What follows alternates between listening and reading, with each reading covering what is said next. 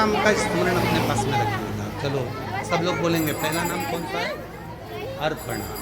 और दूसरा नाम कौन सा है? तिलकेश।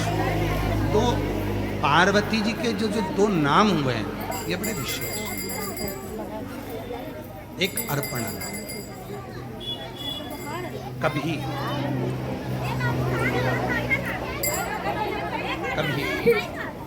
कोई बच्चा शरीर से कमजोर है, उसका शरीर उठता है, खड़ा होता है, गिर जाता है, पाँव काम नहीं करता, हाथ काम नहीं करता, शरीर से बहुत दुर्बल, बहुत।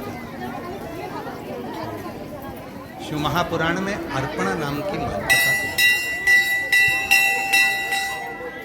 सप्त बेलपत्र के कमल बनाना, थोड़ा समझिएगा। सप्त बेलपत्र का कमल दल बनाना। सप्त बेलपत्र का कमल दल कैसे बनेगा? जैसे सारी डंडियों को एक साथ कर लो और फिर उसको फैला। सप्त बेलपत्र को चारों तरफ कमल दल में, समझ आ रहा है ना? उस पहले बेलपत्री को सब इकट्ठी कर लो, एक के साथ एक साथ बेलपत्र एक के ऊपर एक रख कर इकट्ठी करो, और एकत्रित करने के बाद उन बेलपत्र को चारों तरफ, डंडी बीच में हो, पत्तियों को चारों तरफ, सातों बेलपत्र को कमल दल बना। अर्पणा, जगत जननी अर्पणा माता के नाम से किसी भी शिवालय में प्रदोष के समय पर, प्रदोष काल में उसको समर्पित,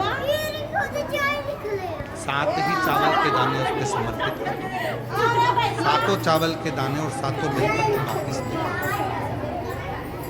चावल का दाना सुबह के समय पीस कर या भोजन में मिलाकर, तो जो कमजोर बच्चा है, जो शरीर से बहुत कमजोर है, कोई अगर लकवे से ग्रसित हो जाता है, कोई पैरालिसिस हो जाता है, कोई का शरीर एकदम दुर्बल, कोई बीमारी के कारणवश हो जाता है, नहीं काम करता, उसके लिए चावल का दाना सुबह सुबह पीस कर खिला दो, एक दाना, या फिर भोजन में मिलाकर।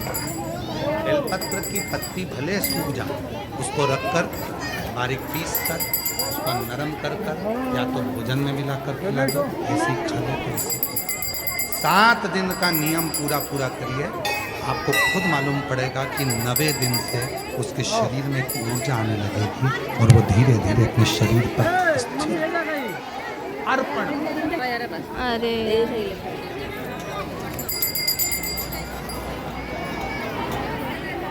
माँ जगत जननी अर्पणा हो गई, और जब पूर्ण तरह से माँ अर्पणा हो गई, तब भगवान देवाधिदेव महादेव उसी जगह पर प्रकट हो गए। हाथ की अंजलि में मां अर्पणा के सप्त बेलपत्र हाथ में रह जाते हैं।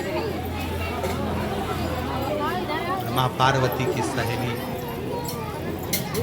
गजमुखी के पास में खा ले। गजमुखी के पास में धान का पात्र है। एक और लेना। पार्वती जी की सहेली थी गजमुखी। शरीर नारी का था, चेहरा हाथी का था। गजमुखी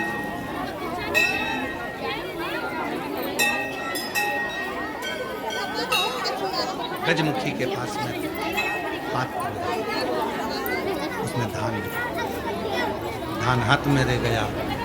सप्त बेल पत्र मां जगत जननी जगदम्बा के हाथ में रह गई और शिव